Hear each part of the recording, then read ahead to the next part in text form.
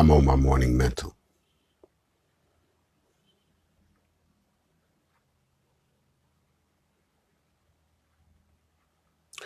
I got some good news and I got some bad news.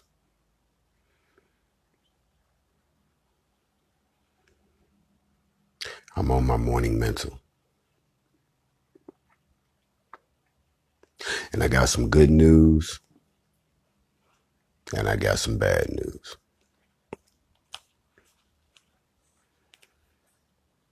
Let me say it one more time for everybody who's not really listening because you're just spectating. I'm on my morning mental. And I got some good news and I got some bad news. The good news is that we are all still children of the Most High. When I say the Most High, I'm speaking of Yahuwah. I'm speaking of Yahweh. I'm speaking of a name that cannot be pronounced. I'm speaking of the Tetragrammaton. I'm speaking of the Elohim. I'm speaking of Jehovah. I'm speaking of Jehovah Jireh, Jehovah Nisi. I'm speaking of El Shaddai. I'm speaking of the Creator. Whatever name you have given him, other than the name that was handed down since days of old, whatever modifications you've made to make yourself feel like you are equal, I'm speaking of. I'm not speaking of a religion that was constructed to control people. I'm not speaking of a certain flavor of those religions that you created. Because the last time I checked, I didn't see the House of Episcopalian on the Rock of Gibraltar by the Baptist Convention next to the Street of the Holy Hands that smacked the back of the cross. I don't see that nowhere. I'm speaking of those of us who are children of the Most High. That's the good news, that we're still children. The good news is only his children hear his voice. When I call my dog, he comes. But if you call him, he will attack you and he probably will try to kill you because he only knows my voice. So I don't expect everyone to come when I speak. Only those who are children, true children of the Most High. The good news is we're still children of the Most High. And the good news is we are still here. We didn't wake up in the middle of the night to a tremendous roar and a horrible rumble and crumbling earth and flashing skies and raining fire, smoke, people screaming and death everywhere, and the world as you know it completely disintegrating around you as we succumb to some horrible disaster that we had no idea was coming. Something that no one, and I mean no one, will escape from. That didn't happen. It didn't happen. I'm on my morning mental. The good news is we are still children of the Most High, and we are still here.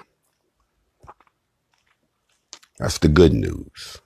The good news is also that some of us have become so connected that when we don't get anything that comes down the pipeline of that connection, we feel an emptiness in our spirit. We feel an emptiness in our soul. We feel an emptiness and a yearning in our personality and in our day. We feel like we're incomplete unless we hear something that comes down the pipeline of that connection. The good news is there are still those who are subscribed to that connection. The good news is there are those who've had their connections suspended for lack of payment, or they've had their connection rerouted to a imitation service, or some of us have had our subscriptions unnecessarily blocked because of a mistake in the office above. But the good news is we still here. We're still children of the Most High. All praises to the Most High. And that he still lets us in the classroom, and our subscription is still good.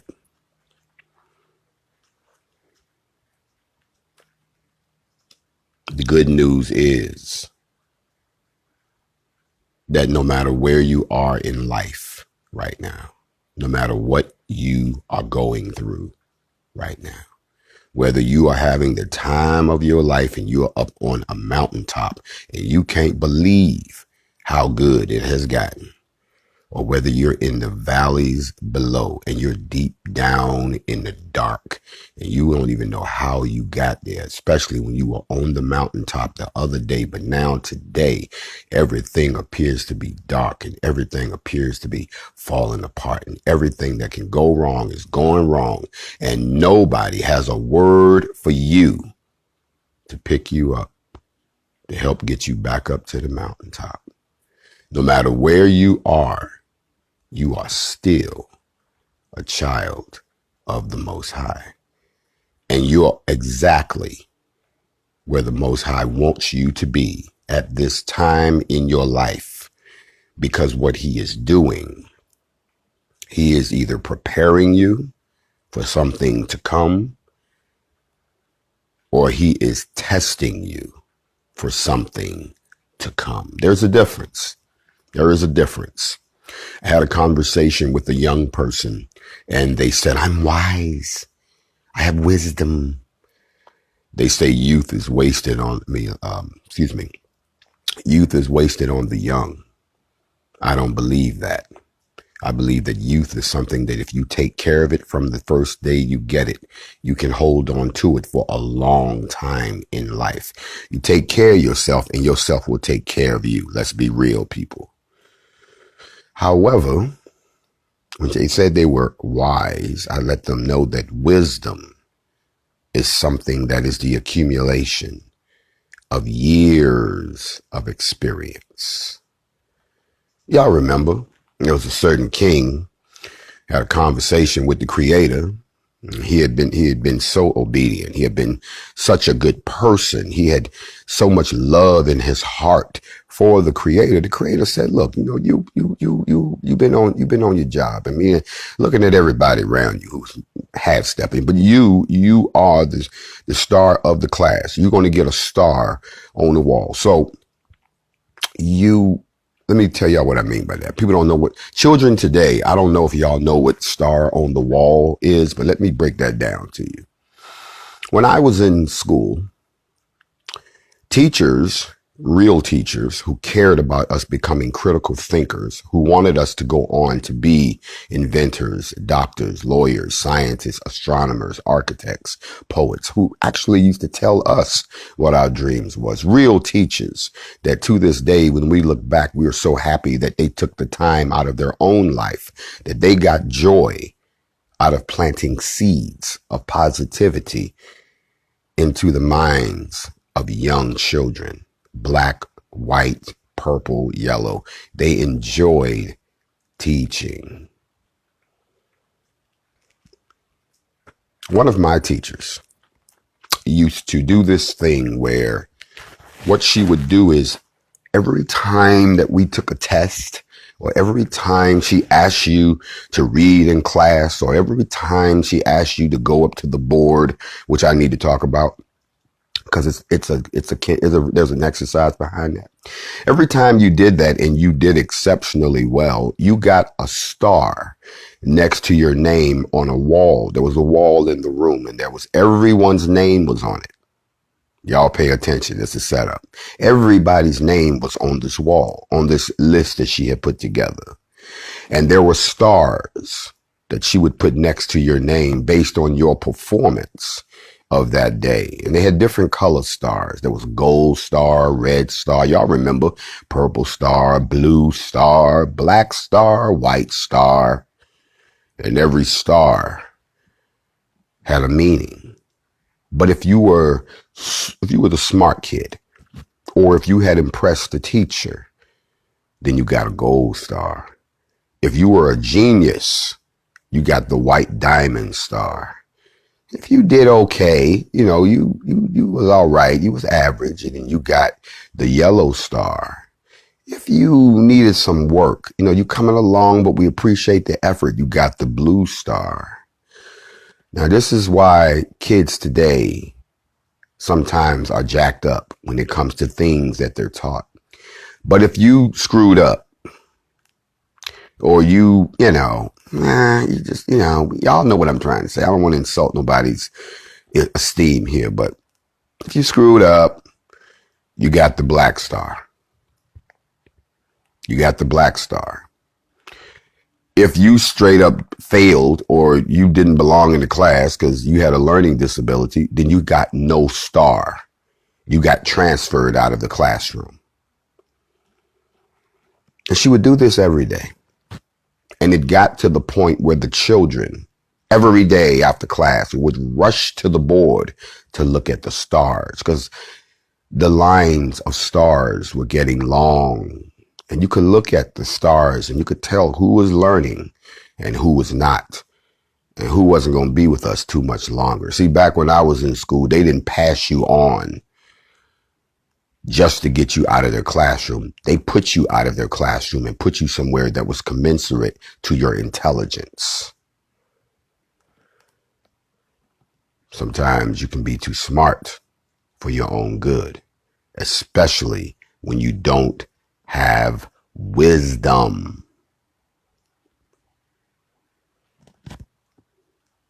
Wisdom comes from time. Wisdom comes from experience. How many of you have ever gone to apply for a job or apply for, an apartment or a condo or whatever you're doing? And there's a question that they always ask you. There's 3 categories. Are you single? Are you married? Or there's another category. Are you divorced? And most people will look at those 3 areas and be like, well, hell, I ain't never been married, so I ain't never been divorced, so I'm single, so let me go ahead and write that down. Here's the interesting part where wisdom comes into play. If you check that you're single, what that tells the person who's reading your application is that you have no experience with being in a covenant, a legally binding contract that you can't walk away from just because you are in your emotions. That is what it means. So it means that you probably good at taking care of yourself. But if shit gets deep, you're not going to know how to handle a situation that you can't walk away from. I don't mean walk away from physically. You can go get in your car, get pissed, pack your bags and go ahead and leave and talk about, I'm done with this. I'm going to see you. I ain't putting up with you. I don't like the way you treat me. I don't think blah, blah, blah, blah, blah. You can do all that. Hop in your car, drive completely across the country, go knock on the door. Your mom's open the door. What's wrong? Oh, I can't believe this is some boo, boo, boo. And you sitting there. And the next day you get a phone call from your other half because you're still married. Married means you are joined as one and you can't just walk out. You can walk out physically, but they still got your ass on paper. You've never dealt with that before. Then you don't know what it's like emotionally, spiritually, or physically. You don't. So stop. I can't stand people who ain't never been married trying to talk to people who've been married for real about marriage. Oh, girls, don't get married. You don't.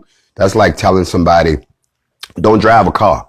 Because if you drive a car, all of how long you been driving? Oh, I ain't never drove. But let me tell you, don't you ever, whatever you do, shut up and sit down. You're in the first category. The second category means not only have you persevered through all the BS, but you were brave enough, bold enough, committed enough, devoted enough, loving enough, taking a chance enough, trusting enough, setting yourself up enough, sharing enough, and all those above to join with another person and then lock that agreement in the eyes of the Creator and proceed to walk and promise that you're going to put up with every high, low, sideways, dips and snips that comes along in life. And when it's all said and done, y'all still gonna be together. You all are married. You are joined. You are sealed at the hip. When you talking to one, you talking to the other. You can't go ask one something and then think because you don't like the answer, you can run and go talk to somebody and talk to the other half and get a different answer. If you do, they're not one. They know that you are not afraid of commitment. They know that you are willing to step into a cage that you cannot get out of easily. They know you're not afraid of a long-term commitment that will require you to give up not only everything that you consider to be mine, but and make it become ours, but also to put yourself in the most precarious position, because once you are married to someone, once you share your life with another person, once you share your family, your past, your religion, your job, your friendship circle, your dirty secrets and everything else, once you put your life in another person's hands, y'all don't realize how bold you got to be to argue with someone and then go to sleep around them and not expect them to do something to you. Once you've gotten to the point where you know you can trust someone and they can trust in you, when someone accepts you for all of the imperfections that you have and believes in your dreams and hopes, when y'all get to that point and you're willing to take that risk, that's putting a lot on the table. That tells us a lot about your character. I'm on my morning mental. But when you're divorced, it's a different type of animal. You have to be careful when you're dealing with someone who checks the divorced box. Because a person who is divorced has to be counted separately because they have something that single people don't have. They have something that married people don't have. They've been there, got the t-shirt, came home, and got the paperwork to prove that not only are they not afraid of commitment, not only did they take the jump, but that they came out of the other side and they're much wiser for the better. So you can't run up on them playing them same silly ass games that you did when you were single, because they know what that looks like. And you also can't come in trying to treat them like you're all together and you're going to bring all your craziness to the table because they're going to look at you like that's why I got rid of the last idiot. No, they're very wise. And that's why they have a separate category. Can I teach on my morning mental this morning? There is somebody listening to me this morning that needs to hear this. And I'm going to give it to you straight with no chaser. Wisdom comes from experience, not from what you assume or how many books you've read or who you talk to. And it doesn't come from whoever is in your family. Well, my parents been married for all these years. This is true, but you haven't. I got some good news and some bad news. And the good news is those of us who are the children of the Most High, no matter where you are, whether he has you on the mountaintop right now, enjoying the ride, or he got you down in the valley, giving you some experiences, they're all designed to make you a better person. I saw a story overseas. There was a young man who said he wanted to do something for his country. He went out and he trained real hard. And he studied the films of all of his contemporaries, his competitors. And he said, you know what? I can do that. I can do better than that. So he went out and he dove into this particular endeavor, and sure enough, he became the world champion. He woke up one morning realizing he was the champion of what he said he was going to do. He wasn't just doing it. He was the champion. Everywhere he went, people bowed down at his feet saying, you are the champion. He was on cloud nine. This was one of those people who was not afraid of commitment and hard work. He was the champion, and his whole country lifted him up. He was also married. So once again, this is a family man, committed man, not afraid of commitment and getting in there and persevering. Grand rising to everybody. I'm on my morning mental. But while he was married, he broke one of the cardinal rules of being married. You see, marriage in the Western society mandates that you only have one wife, that you are intimate with one person, that you share your heart with one person, and you expect them to do the same. No strings attached, no conditions, no if, no quid pro, no if I do this, you do this. He was one of those people. That's the expectation. Instead, like a lot of people find out, once you become a champion, once you begin to rise above the rest and attain visibility, once you think you're on the mountaintop, if you forget to stay focused on the Most High, you will find yourself in a position where you're going to be tested.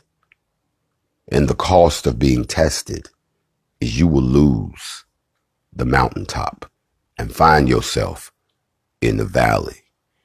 So even though this man was a champion at what he chose to do, he also made a commitment to the Most High to go into covenant and be the husband of a woman who stood by him while he struggled to get them to the mountaintop. When you're on the mountaintop, everybody sees you.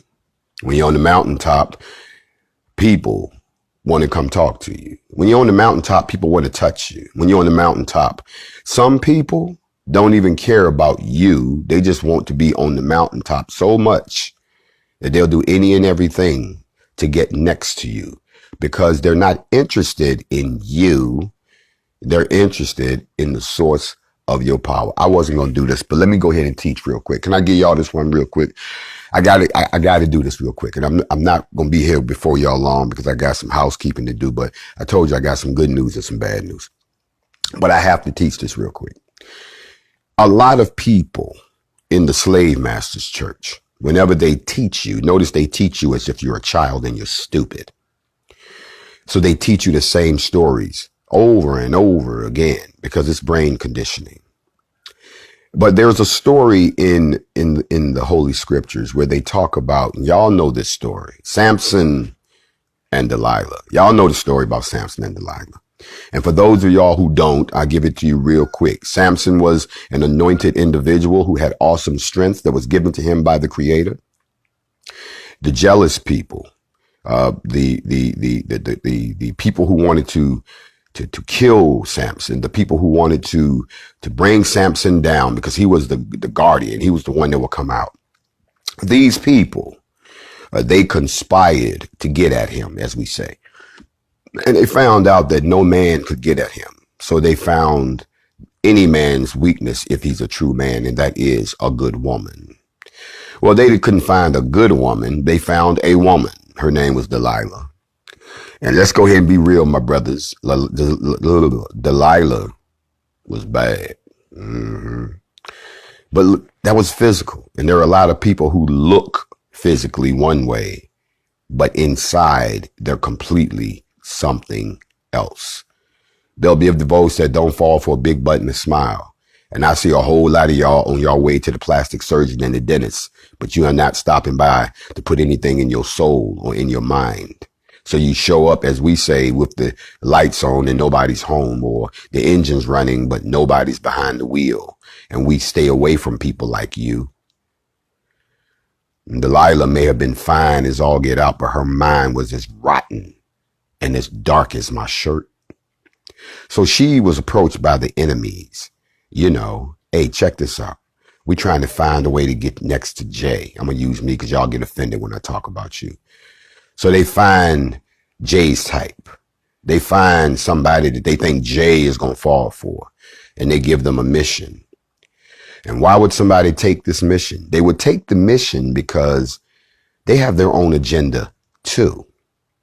And in this particular case, they never talk about this part of the story. So I'm going to use this as my example.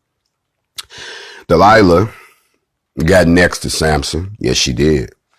And I'm going to keep it 100 with you. I'm not going to be all sweet and obey the lines and try to stay all prudish like they try to do, because they act like that the world doesn't have an underbelly and a dark side. You want to talk about pimps, hoes, and hustlers, but you don't want to talk like the pimp, hoes, and hustlers when the pimp, hoes, and hustlers is the one that need to hear the message.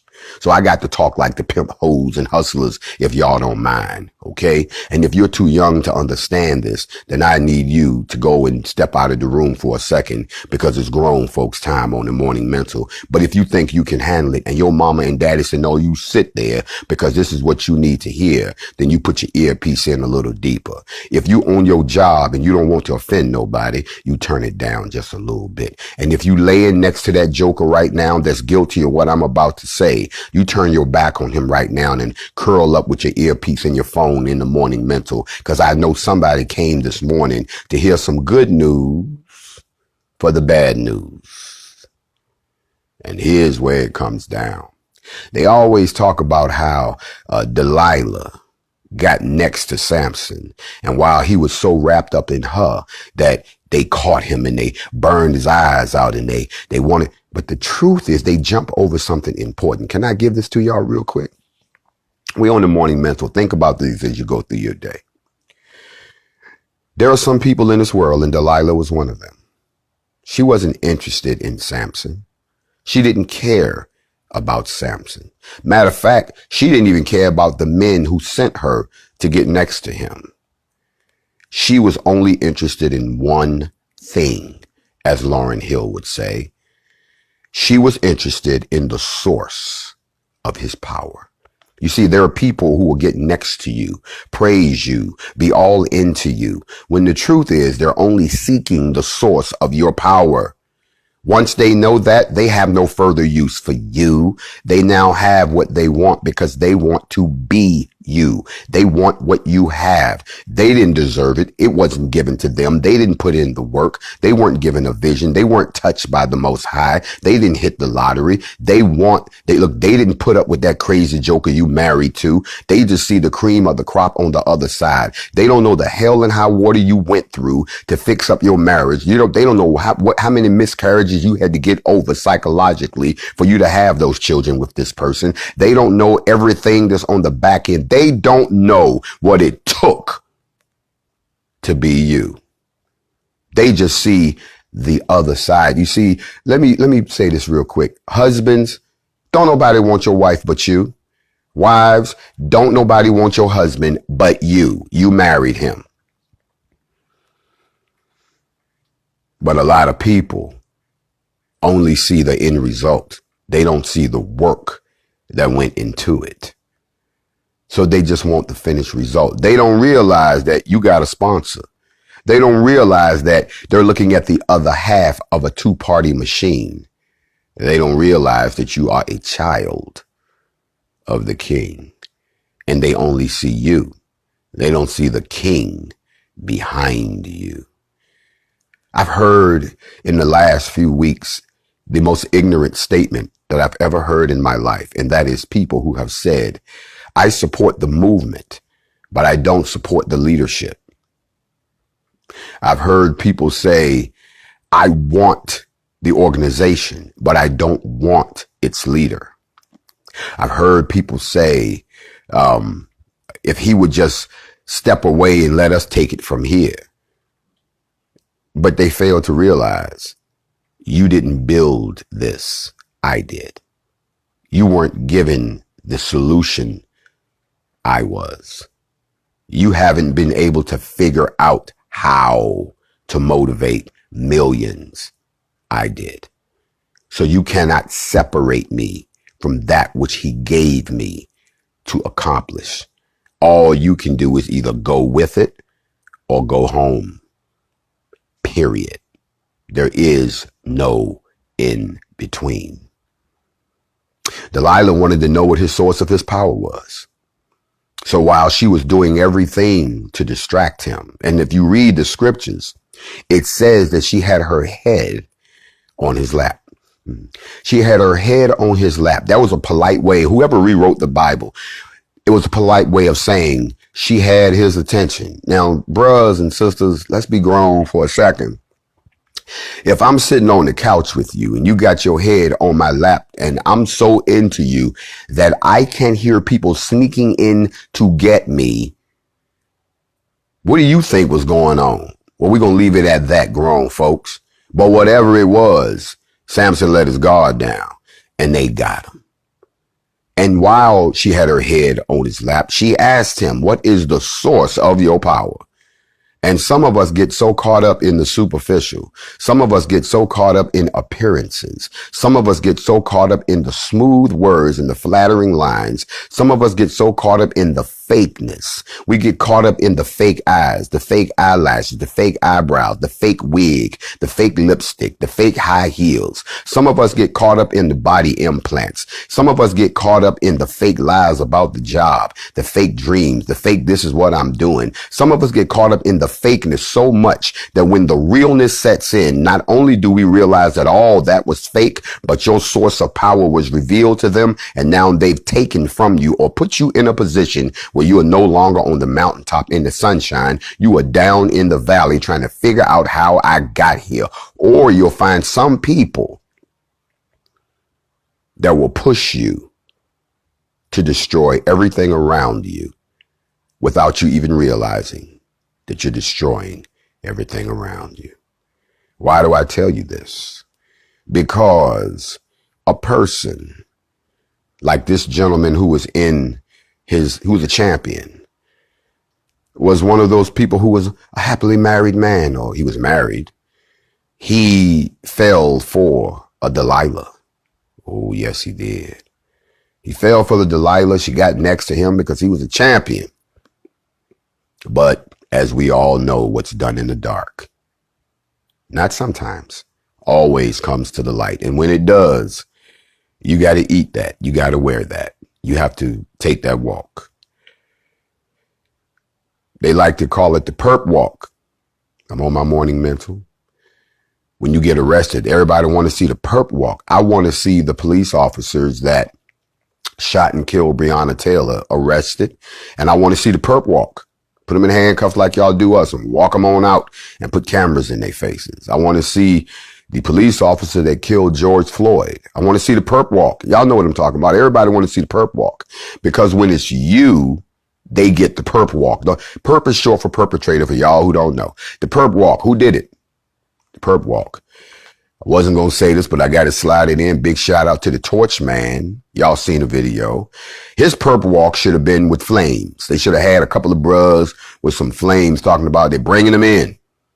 Light up a flame. You know what I'm saying? As soon as they brought him in the lockup, every officer should have stood up and put their lighters up. This man who was a champion stepped out on his wife. Yes, he did. He committed adultery. He violated his covenant.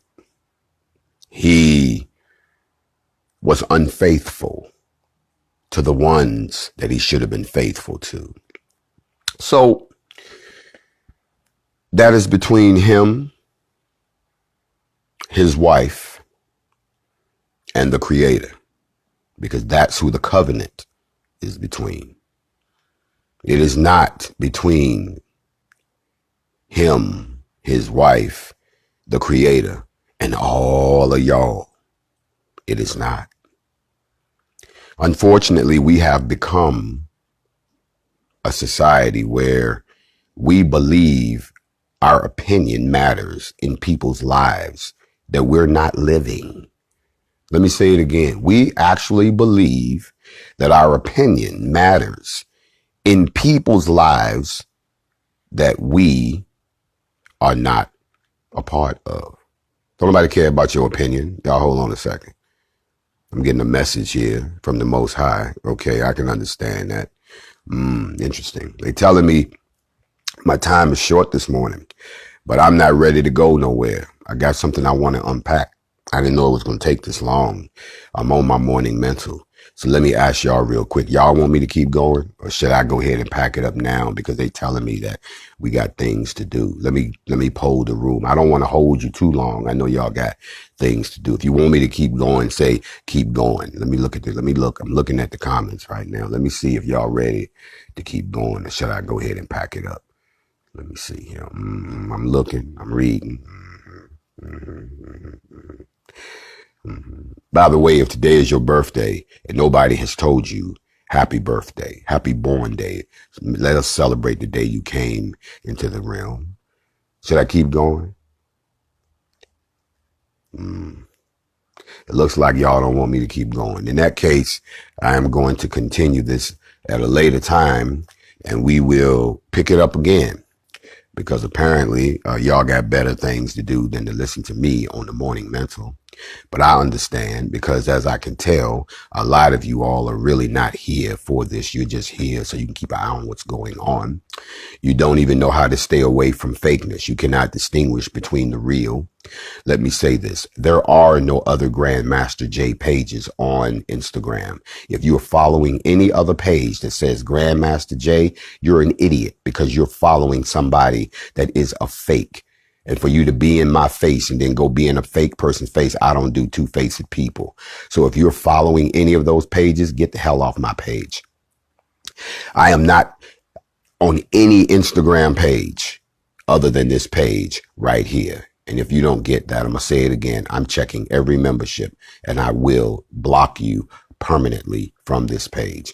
I know Instagram is blocking people. I know they are. People are hitting me in my inbox saying, did you block me? I ain't blocked nobody yet. So if you got blocked, it wasn't me. People are saying that their notifications aren't working. Y'all know I've been shadow banned for months. You're not getting notifications because apparently they want you to pay attention. So for all my real students, for all of those that really need to hear this word, for those that are here because they're committed to this marriage, for those who are in this love affair with me and black folks that ain't going nowhere, I'm going to leave and I'm going to see who's committed, because I'm going to come back. Now, you got friends that didn't get this first session. You let them know he's on. What are you doing? Stop following fake pages. Like, you too damn stupid to realize I don't talk like that, would never say nothing like that. People are now attacking everything we're doing, from trying to unify ourselves, to being liberated, to trying to finance our own black army, anything. I gave y'all the formula so that you could back up the black army, and I'm sitting here watching people who ain't did nothing. You still buying Happy Meals. You still out here spending money on weed, women, and wine. But you can't stop buying, drop a couple of cans of change for us to finance all these brothers and sisters that's been paying out of their pocket for the NFAC. But you always talking about how you down for the movement. I told y'all what we was gonna do and gave you an invoice, and you niggas is late on your bills. I'm not one of these cats out here trying to finesse you out your loot. There's people out here that's ready to come out and act out and dumb out, but they can't because times is hard. Y'all following fakery, y'all following gossip, y'all following everything but the right thing. So I'm gonna walk out the door right now because we're having an argument in the marriage. I may come back, and when I do, let's see if y'all are here. Because right now, I don't have time for the games, like you don't either. Somebody out there needs a word of support right now. Somebody done lost a loved one that needs to know that it's going to be all right. Somebody out there knows that he don't put no more on you than what you can bear. And if you can't bear it, then get out of the kitchen, because somebody right now needs to hear these words on the morning mental. I got some good news and I got some bad news. I will see you in 5 minutes, maybe 10. Let's see how y'all act. And I'm out this piece. Shalom.